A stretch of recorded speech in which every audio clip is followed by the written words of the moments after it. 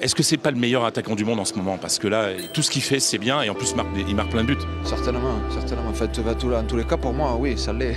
Ça, c'est sûr et certain.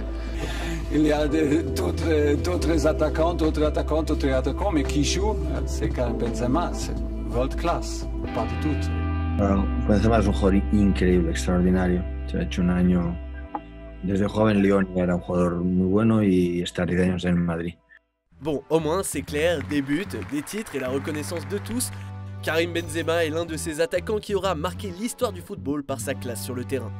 Un temps sous-estimé, l'avant-centre est désormais reconnu à sa juste valeur. Ce dernier a su se réinventer saison après saison pour être considéré aujourd'hui comme l'un des meilleurs joueurs de l'histoire du Real Madrid. Et s'il a connu quelques déboires avec l'équipe de France, il restera comme l'un des meilleurs footballeurs tricolores de l'histoire. Mieux encore, sa régularité ne ferait-elle pas de lui le plus grand attaquant français de l'histoire?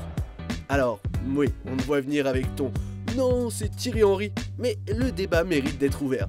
Tu veux connaître nos arguments? Alors accroche-toi et avant de regarder notre vidéo, n'oublie pas de t'abonner à Megafoot. Karim Benzema débute sa carrière à l'Olympique Lyonnais, son club formateur.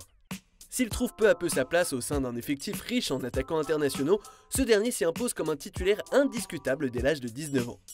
Véritable pépite, il est élu en 2008 meilleur buteur et meilleur joueur de Ligue 1, mais surtout meilleur jeune joueur d'Europe. Faut dire que ses prestations en Ligue des Champions crèvent l'écran. Benzema impressionne et attire logiquement les convoitises des plus grandes écuries européennes. En 2009, il rejoint en échange de 35 millions d'euros le club qui le fait vibrer depuis toujours, le Real Madrid de son idole Ronaldo El Phénoménal. Là-bas, et malgré une période d'adaptation difficile, il va progressivement s'imposer comme titulaire à la pointe de l'attaque du club merengue, repoussant année après année la concurrence. Gonzalo Higuaín, Emmanuel Adebayor, Alvaro Morata ou encore Luka Jovic, tous se sont cassés les dents face au talent du français. Tous ont été relégués sur le banc. Car oui, Benzema est un rock, un attaquant indétrônable qui résiste au temps, mais également au changement d'entraîneur. José Mourinho, Carlo Ancelotti, Rafa Benitez, Zinedine Zidane, ils ont un à un fait de Benzema l'un des principaux maîtres à jouer de la Casablanca. Si durant un peu moins d'une décennie le Real fut le club du seul Ronaldo, la réussite que l'on connaît de ce dernier est en grande partie due à son compère d'attaque. Leur complicité a permis au club de la capitale espagnole de dominer l'Europe et à titre individuel, de briller plus qu'il ne l'aurait fait séparément. C'est simple, KB9 est le joueur qui a délivré le plus de caviar à CR7 durant sa carrière, et inversement, CR7 est le joueur qui a donné le plus de passes décisives à Benzema durant sa carrière.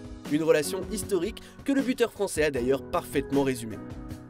Pour moi, c'est pas parce que j'ai le numéro 9 que tu dois être un buteur en fait. C'est pas parce que c'est un style de jeu différent qu'on a. Dans les années précédentes, peut-être que le 9 était le buteur du Real Madrid, mais là, c'était l'ailier. Par exemple, qui rentrait dans l'axe, moi je m'écartais à gauche, libérait un espace qui fait qu'il marquait, c'est tout. Pour moi, c'était lui le buteur, hein, même s'il jouait à gauche. Hein. Aujourd'hui, Ronaldo manque autant à Madrid que Benzema manque au quintuple Ballon d'Or.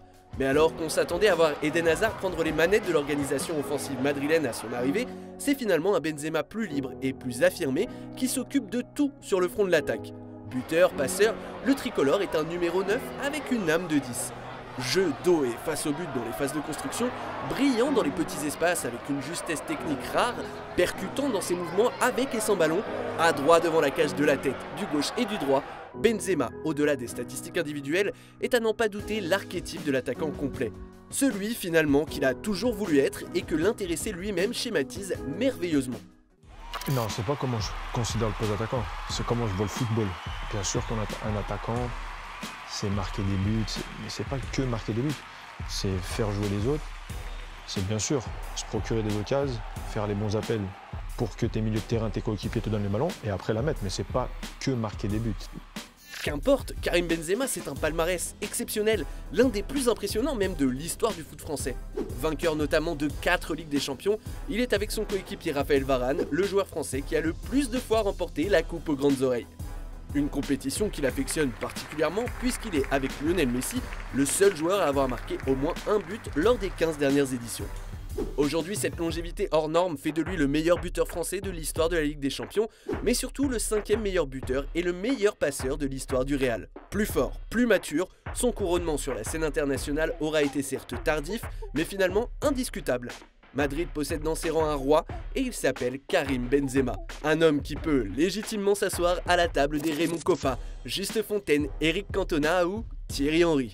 Selon toi, quelle est la place de Karim Benzema au panthéon des attaquants français? N'hésite pas à nous dire ce que tu en penses en commentaire. Dis-nous quel sujet nous devrions faire pour notre prochaine vidéo. A très vite, ciao!